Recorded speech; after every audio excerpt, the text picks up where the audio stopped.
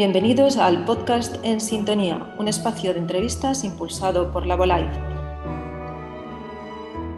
Hemos titulado este espacio Historias de médicos porque en cada podcast vamos a conversar durante media hora con médicos u otros profesionales sanitarios que comparten con nosotros una visión humanista de la salud. Médicos que están generando un cambio en su manera de tratar al paciente, que buscan atenderle no solo en su dimensión física, sino también en la psíquica y emocional. Estos médicos tienen la misión de acompañar al paciente en el sinuoso camino de recuperar y hacerse responsable de su propia salud. Y nosotros queremos conocerlos. Las entrevistas que iremos realizando se inscriben dentro de lo que será el segundo encuentro de médicos humanistas que celebraremos online en febrero de 2022, en el marco de Conversaciones con Hipócrates, cuya primera edición tuvo lugar a principios de este año. Si queréis escuchar los contenidos de la pasada edición, podéis hacerlo entrando en la web conversacionesconhipócrates.com. Y ya empezamos con el invitado que inaugura el podcast En Sintonía. José Ignacio Torres, médico de familia en el Centro de Salud de Montés en Madrid y un verdadero médico humanista y amante de las bellas artes, como ya demostró como conferenciante en la primera edición de Conversaciones con Hipócrates. Además, es un apasionado de la lectura y la escritura. Buenos días, José Ignacio, y muchas gracias por querer inaugurar este espacio de entrevistas. Buenos días, Joana, y muchas gracias a vosotros por invitarme. Sí, te lo agradecemos doblemente porque en estos momentos sabemos que estás de vacaciones y te damos las gracias por dedicarnos tu tiempo. Yo quería empezar esta entrevista con algo que te he escuchado decir. Tú y yo no nos conocemos y sé cuál es tu filosofía para practicar la medicina, para ejercer la medicina. Tú muchas veces has dicho que necesitas escribir para reflexionar y compartir con los demás lo que la medicina y los pacientes te regalan. ¿Tú crees que la escritura, el escribir, es terapéutico? ¿Tú se lo recomendarías a tus pacientes? Por supuesto. Yo lo he comprobado desde hace unos años, ¿no? que cuando escribo realmente me pongo en contacto conmigo mismo e intento ponerme en contacto con los demás, ¿no? Que es la misión de la lectura y de la escritura, y que esto realmente es terapéutico. Es algo que además está claramente demostrado, ¿no? Científicos y ensayistas hablan de la relación terapéutica, de la capacidad terapéutica de la literatura, ¿no? Es una pena porque vivimos en un país en el que se sabe por las estadísticas que el 36% de las personas, que es más de la tercera parte, no leen nunca o casi nunca. Con lo cual, una de las misiones también del médico sería intentar que los pacientes utilizaran recursos terapéuticos como la literatura, ¿no? Que seguramente es mucho más potente que los antidepresivos y mucho más eficaz y mucho más segura. Por eso cada vez me interesa más incluir las expresiones artísticas en el contexto del diálogo, de la consulta y también a la hora de la prescripción, ¿no? Creo que prescribir arte debería ser algo que aprendiéramos en las facultades de medicina y que los residentes de todas las especialidades lo tuvieran muy en cuenta, porque de alguna forma yo, por ejemplo, me parece que es difícil vivir sin la música, ¿no? O casi imposible, ¿no? Supongo que a la mayoría de las personas les pasará. Pues desde hace mucho tiempo, desde mi adolescencia, me resulta imposible vivir sin la poesía y sin la literatura y sin la pintura. Y me gusta transmitir esta pasión a mis compañeros, a los médicos residentes y también a los pacientes. ¿Y de qué manera les transmites que un libro, que una buena pieza de música o que visitar una exposición puede ser terapéutico y les puede ayudar en su proceso de sanar? Bueno, la verdad es que, claro, hay que intentar individualizar mucho porque cada paciente es un mundo y hay personas que están ya predispuestas a ello porque en su experiencia personal y en su nivel, digamos, social y cultural lo tienen inmerso y otros en los que realmente es complicado, ¿no? Pero a veces nos encontramos con que la lectura de un libro puede realmente ayudar más a comprender la enfermedad y lo que me está pasando que montones de información y de palabras que nosotros demos. Esto me hace pensar en que cuando muchas veces reflexiono sobre los 3 puntos de apoyo de mi consulta, porque es que además los pacientes me lo dicen, los pacientes fundamentalmente agradecen 3 cosas, ¿no? La amabilidad, que parece sorprendente porque debería ser una Ajá. cualidad Sí, imprescindible, sí, ¿no? Pero desde es que luego. a veces hasta te lo dicen, es usted muy amable. Lo segundo, la escucha. Se quedan bastante sorprendidos de que haya alguien que sea capaz de escucharles y estar en silencio sin interrumpirles permanentemente, porque no es la experiencia que tienen. Y lo tercero es la capacidad de explicar en el lenguaje que cada uno necesite cuál es el problema, ¿no? Y en ese contexto de explicación y de información es donde creo que da lugar la posibilidad de decir, bueno, creo que a usted le vendría bien leer esta novela o podría serle útil eh, ir a ver esta película o verla en casa Ujú. porque habla mucho de lo que le está pasando, ¿no? O a lo mejor le sería de utilidad ir a ver esta exposición donde se habla de muchos aspectos emocionales que tienen que ver con lo que sucede. Porque en contra de lo que suele pasar y se suele pensar, la mayor parte de los problemas de salud que las personas nos consultan, y mucho más en esta época en la que estamos inmersos en la pandemia, son problemas relacionados con su salud psicológica, su salud mental y su salud espiritual, Ujú. ¿no? Indudablemente estamos deformados los médicos desde el punto de vista de que pensamos que las personas son solamente biología, pero la experiencia y el tiempo lo que me ha enseñado es que las personas fundamentalmente son biografía. Y en esa Ujú. biografía es donde yo creo que todas las expresiones artísticas entran desde el punto de vista de un importante componente terapéutico. Pero para eso el primero tiene que tiene que creer que le ayuda en su vida y en su profesión es el propio médico. Ujú. Al hilo de lo que estás diciendo, eh, entiendo que es muy importante que el médico tenga una serie de cualidades para poder transmitir al paciente todo lo relacionado con su enfermedad o con pautas de salud. ¿Qué cualidades crees tú que debería tener un buen médico? Intuyo que evidentemente saber comunicar, pero probablemente hay otras, empatía, otras cualidades. En tu opinión, ¿cuáles serían esas cualidades? Vale, esta es una pregunta muy interesante porque realmente es algo de lo que se habla bastante poco. Nosotros, yo pertenezco a un grupo de trabajo de la Sociedad Española de Medicina Familiar y Comunitaria que se llama Grupo Comunicación y Salud, donde damos una importancia grande a la relación médico-paciente y a la comunicación con el paciente, ¿no? Y hablamos de cuáles son las cualidades de un buen entrevistador. He comentado algunas de ellas, ¿no? Pero diríamos que eh, para ser un buen médico creo que hay que ser cordial, cálido, respetuoso, flexible a la hora de llevar a cabo la entrevista clínica, ser asertivo, es decir, que la persona piense estoy en buenas manos. Eh, Llevar un cierto orden a la hora de la consulta, tener mucha paciencia, esto es muy importante, pero realmente quizá la impaciencia, tanto por la prisa como por la incapacidad de comprender que cada paciente tiene su ritmo. No es lo mismo el Ujú, ritmo de un paciente joven que de un paciente anciano. No es lo mismo el ritmo de un paciente esquizofrénico que de un paciente deprimido. No es lo mismo el ajá, ritmo de alguien que lo que quiere es que le veas las anginas rápidamente porque quiere que le des un antibiótico a alguien que lo que realmente quiere es llorar contigo en la consulta o simplemente tener un tiempo de escucha, ¿no?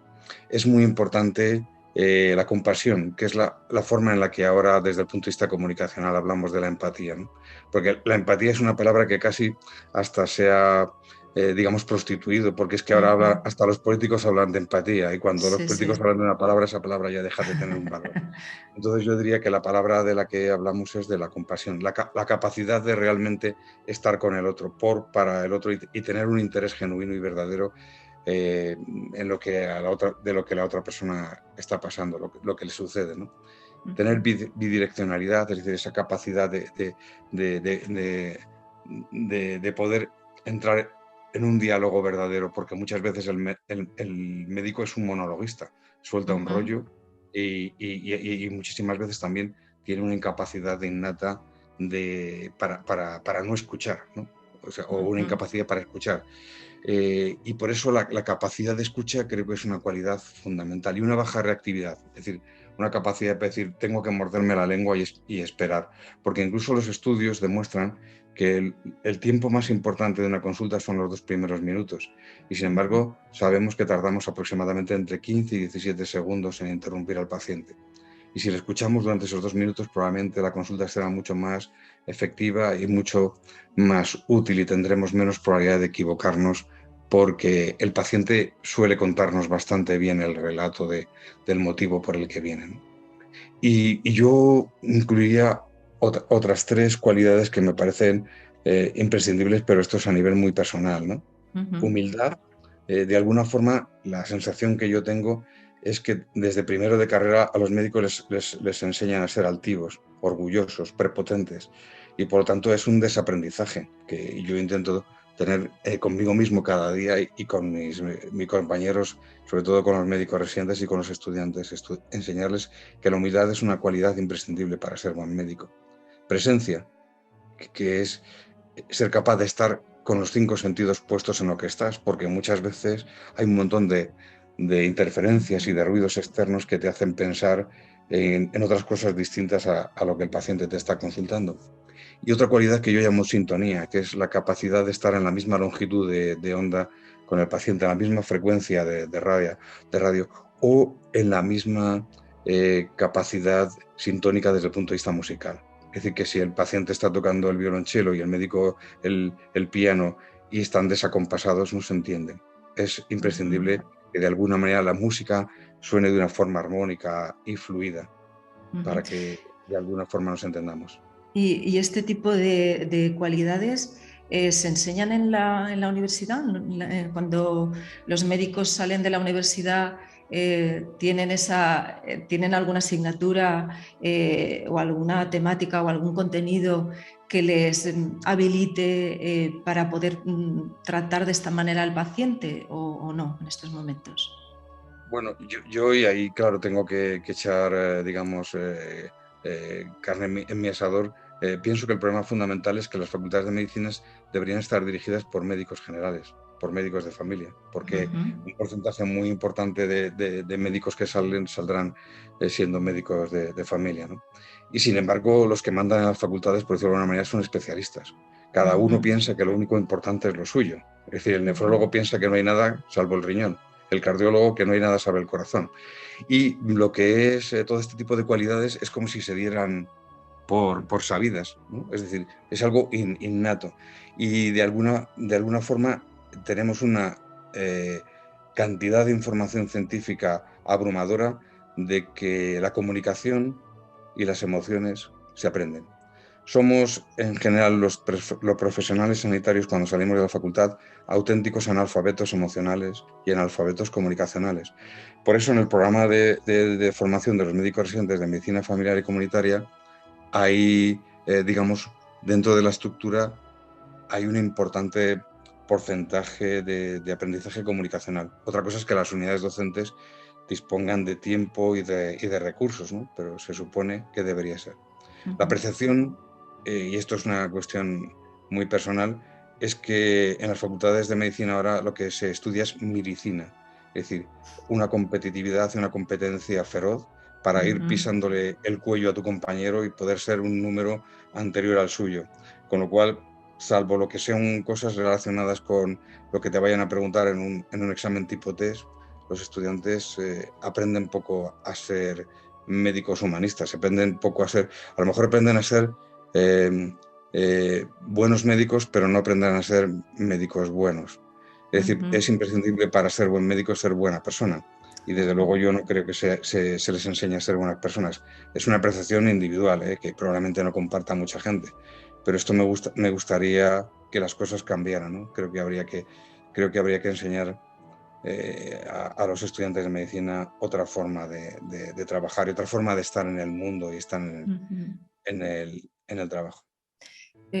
Por lo que veo, yo no sé si en el sistema sanitario actual tiene cabida lo que estás contando, ¿no? Yo creo que igual es un poco complicado, ¿no? Es un sistema sanitario en que yo creo que el paciente quizá no sea el centro, ¿no? Tiene que ser difícil abstraerse un poco de este proceso, de este sistema, para practicar otro tipo de medicina, ¿no? Y yo creo que para los médicos de familia no tiene que ser fácil. No, no lo es por las condiciones, aparte de que estamos en un momento en que de alguna manera la medicina de familia está y los centros de salud están en un proceso que, que llega casi a estar casi muertos, ¿no? Es decir, que desde hace decenas los políticos de todo signo han pasado absolutamente de la atención primaria, ¿no? Porque la atención primaria no vende, no sale en los telediarios, no tiene glamour, ¿no? El hecho de que se sepa que tener el mismo médico de cabecera durante años supone una mejora clara en la calidad e incluso en la cantidad de vida. Es decir, que las personas viven más años por tener el mismo médico. Esta relación de confianza y este vínculo supone un menor número de consultas a urgencias, un menor número de pruebas, un menor riesgo de errores y un menor riesgo de efectos secundarios relacionados con los tratamientos. Pues esto, que es una información científica contrastada, y además sabremos desde los estudios de Barbara Starfield que un sistema de salud público debe basarse fundamentalmente en una atención primaria fuerte, o sea que no es algo que nosotros estemos inventando, pues parece que las personas que tienen que tomar decisiones no lo conocen o lo desprecian, ¿no? Y por otra parte existe también otro problema, y es que cuando se habla de humanización de la medicina, los políticos y los gestores piensan que es poner una oficina con un cartel que pone vamos a humanizar, ¿no? Y humanizar no es eso. Humanizar es dotar de los recursos materiales y humanos a los profesionales para que puedan atender a las personas como se merecen. Eso es humanizar la medicina. ¿Tú crees que estamos, bueno, que los médicos, el sistema en general, se está practicando una medicina basada más en la enfermedad que en la salud? Te lo digo porque no sé si es una leyenda, no sé exactamente qué es, que se dice que en la antigua China los pacientes pagaban unos honorarios al médico para que les mantuviera en buena salud, ¿no? Y dejaban de pagarles cuando enfermaban, ¿no? O sea, ¿sería esa la verdadera esencia de la medicina? Por supuesto, yo lo veo así. De hecho, fíjate, hay un aspecto muy importante, que es que cuando en los años 80 empezaron a crearse los centros de salud y las unidades básicas de salud, pues teníamos la ilusión de que realmente fueran centros de salud, donde fundamentalmente dedicáramos un porcentaje de nuestro tiempo muy importante tanto a la prevención de la enfermedad como a la promoción de la salud. Sin embargo, del mismo modo, tanto por la presión, digamos, económica, como social, como política, los centros de salud se han convertido en consultorios de enfermedad. Porque además, eh, como hemos hablado muchas veces, ¿no? La sociedad se ha medicalizado.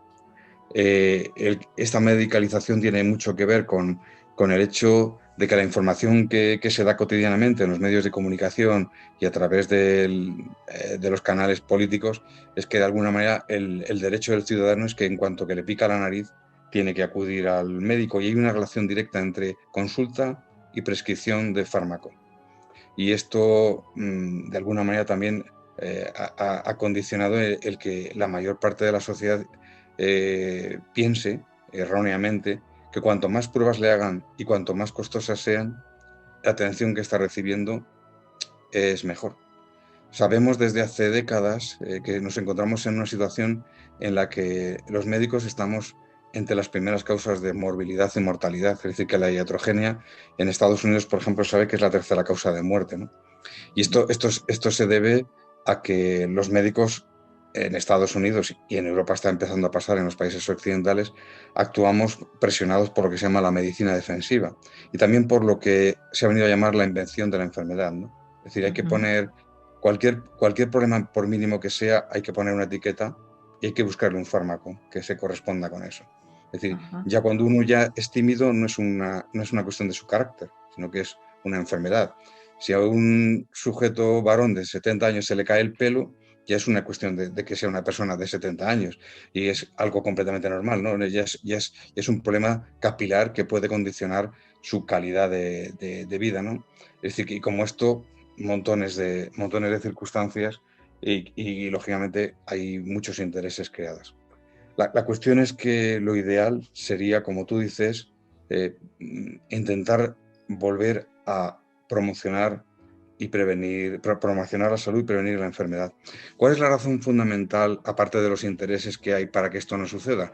Lo que te decía, que uno diga, que un político diga, llevamos 20 años haciendo promoción de la salud y hemos observado que ha disminuido un 25% de la obesidad de nuestra población, o que ya solamente fuman el 5%, eso no vende nada, porque estamos hablando de políticas sanitarias que van a ser a largo plazo, pero indudablemente que influirían de forma importantísima en la calidad y la cantidad de vida de las personas.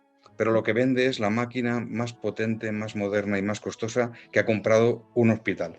Eso es lo que realmente sale en el telediario, sale en los periódicos, ¿no? Eso es lo Es que cierto, realmente sí. vende y lo que la gente quiere. La gente, individualmente sí, porque de alguna forma, cuando tú hablas con las personas en la consulta, indudablemente lo entienden, ¿no? Pero yo me he convertido en gran medida y me siento orgulloso de ello en de prescriptor.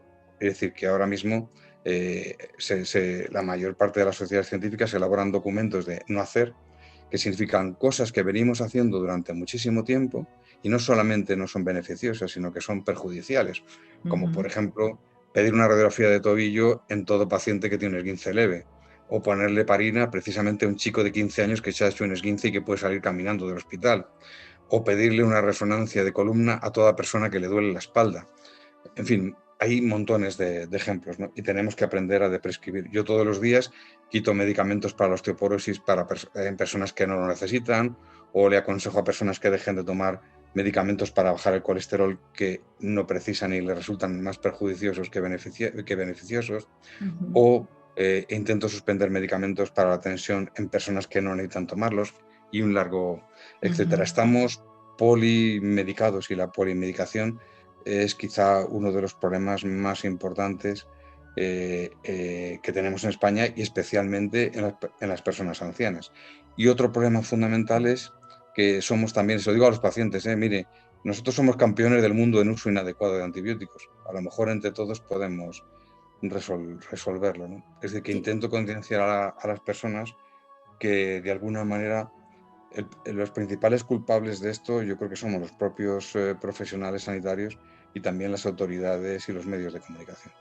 De todas maneras, yo pienso que quizás ocurre esto porque existen unos protocolos ¿no? en el ámbito de la medicina, ¿no? Entonces son protocolos estandarizados que no tienen en cuenta la individualidad del paciente.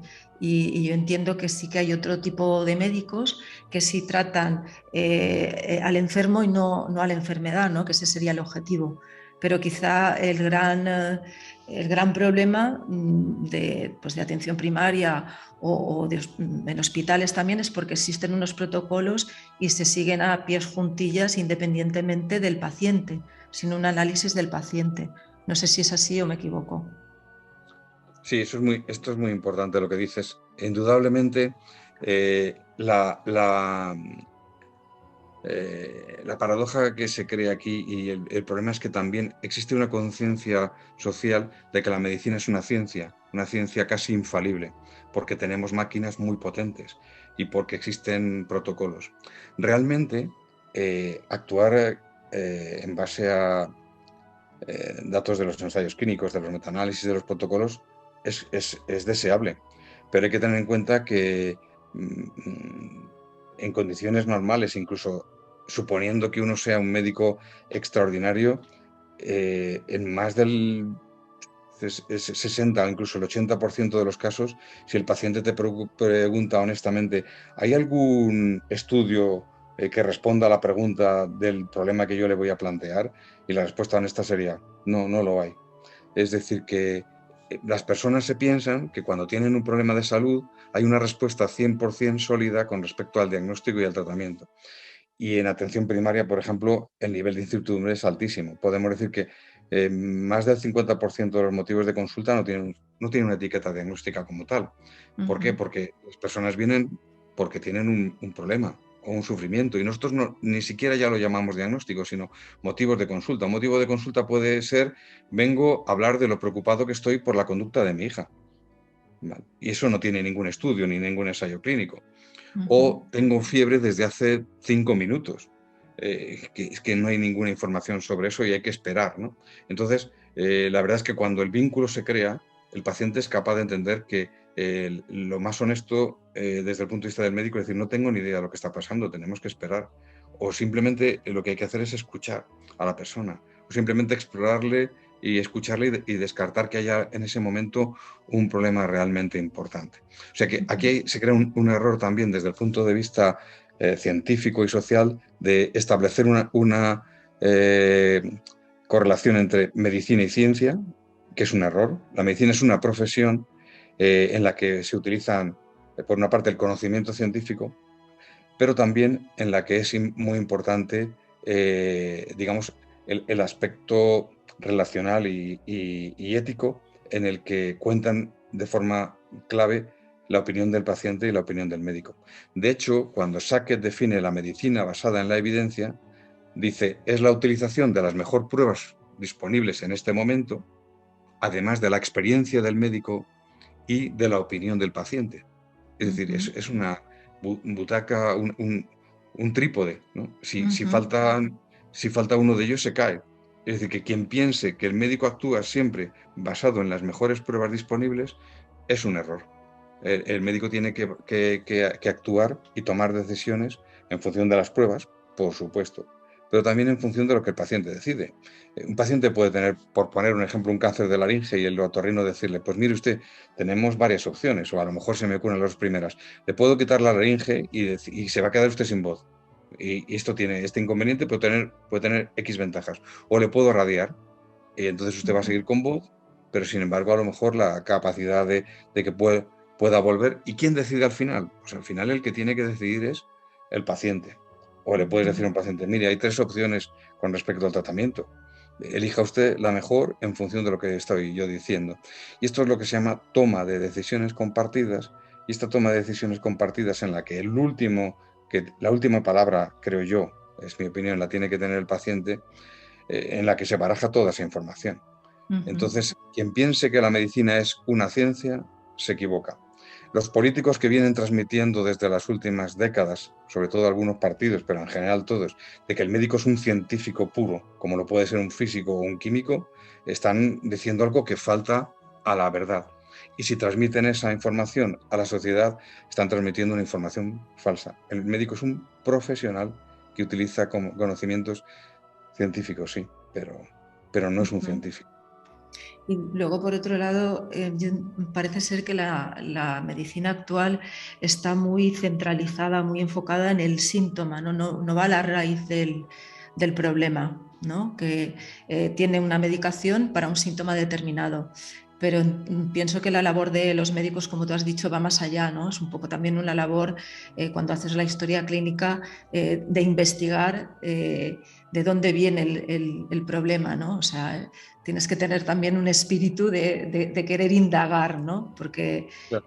actuar sobre el síntoma es fácil, es relativamente fácil. Lo difícil es llegar a la raíz de ese problema, ¿no? Sí, fíjate, aquí hay tres aspectos interesantes. El primero, mi punto de vista, es que normalmente cuando actuamos sobre el síntoma, lo que estamos viendo es la punta del iceberg, ¿vale? Quiere decir que es una visión muy superficial, muy parcial, y la mayor parte de las veces errónea. Entonces, digamos que gente de la talla de Daniel Goleman, o por ejemplo Antonio Damasio, que es quizá probablemente uno de los más importantes neurocientíficos de la actualidad, nos lo dicen, ¿no? Que el fracaso de la medicina actual es centrarse en el síntoma. Porque la medicina sintomática puede ser útil en limitadas circunstancias. Es decir, si yo tengo fiebre o tengo dolor de cabeza y me tomo paracetamol, es posible que me alivie. Pero si lo que tengo es ansiedad o depresión o un problema de salud crónico, centrarme en el síntoma es un error. Lo que sucede es que la medicina centrada en el síntoma tiene que ver con la poca disponibilidad de tiempo del profesional en la consulta, y también con esta medicina, como si dijéramos, de supermercado, ¿no? Lo que llamamos el doctor shopping. Aparte de estas dos ideas, hay un aspecto que es muy, muy, muy importante para mí, y es el hecho de que, como decía, ¿no? Un porcentaje muy importante de pacientes que vemos tienen una enfermedad crónica. Y el error formativo y el error, digamos, cotidiano es centrarnos en la biología del paciente. Verlo desde el punto de vista de la punta del iceberg es ignorar la biografía. Y yo creo que el médico, especialmente el médico de familia, ¿no? Pero cualquier médico lo que tiene que hacer es centrarse en la biografía del paciente. Porque normalmente un fotograma no te hace comprender una película.